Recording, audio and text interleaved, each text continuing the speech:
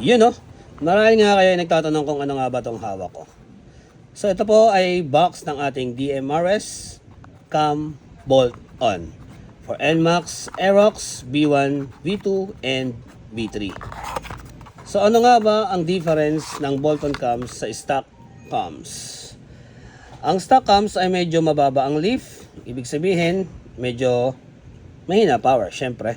At ang ating bolt-on cams ay medyo high lift. So ang lift po nito ay 5.6. Ito rin po ang gamit namin sa race at marami na rin po tayo napatunayan pagdating sa bolt-on. So ano nga ba ang advantage kapag tayo ay nagpapa-bolt-on ng cams? Yan ang magandang tanong. Ikaw, masyado kang makulit. Puro ka na lang anong magandang kombinasyon ng bola, anong magandang spring, anong magandang degree. Kahit anong kalikot mo ng CVT, mas lalong bumabagal yung motor mo. Hindi na bola, hindi na CVT tuning ang sagot sa motor mo. Bolt on na, ka-Jegski. Kasi kapag tayo ay stock engine, meron po tayong tinatawag na peak power na RPM. So for example, kung ang peak power RPM natin ay 9,500, kaka-tuning mo, sumusobra ka na sa RPM at kapag ka ito ay nag 10,000 RPM, matik po yan, drop power ka na. Kaya nawawalan ka na ng speed. Kapag kulang ka naman sa power, sa RPM, malamya ang iyong motor. So hindi mo makukuha yan hanggat hindi ka nagpapadyno. Pwede ka magpadyno nang walang ginagalaw kahit hindi ka magpa-remap. Makuha mo lang yung RPM peak power ng stock engine mo. Okay? So, pagdating sa CVT tuning, masyadong mahabang usapan yan. Walang nakaka-perfecto niyan. Kung hindi, trial and error.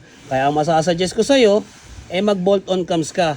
Hindi yung sumasakit ang ulo mo, kaka-tuning, kakapalit ng bola, kakapalipat-lipat ng ibang shop kung ano magandang bola, ano magandang springs, ano ba tamang RPM ng springs, 1215, 2000, 18, lalo ka lang nawiwindang. So mag-bolt-on cams ka, sigurado magkakaroon ng power, additional top speed ang iyong motor.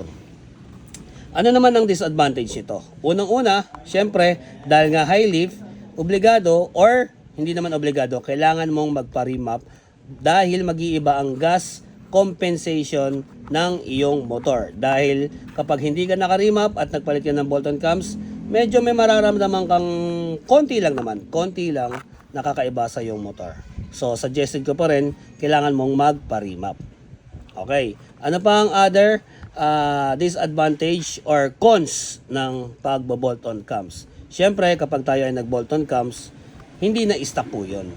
Yun yung cons nun. No? So, unang-unang mawawala is yung engine brake. Sa pros, napakadaming pros kapag tayo ay magbo-bolt-on cams. Aggressiveness, additional power, additional speed, or top speed, and syempre, di hamak na mas malakas sa iyong stock engine. Okay? So, ano pa hinihintay mo? Huwag ka nang mabaliw, kakatono ng panggilid mo. Mag-bolt-on ka na. Brut.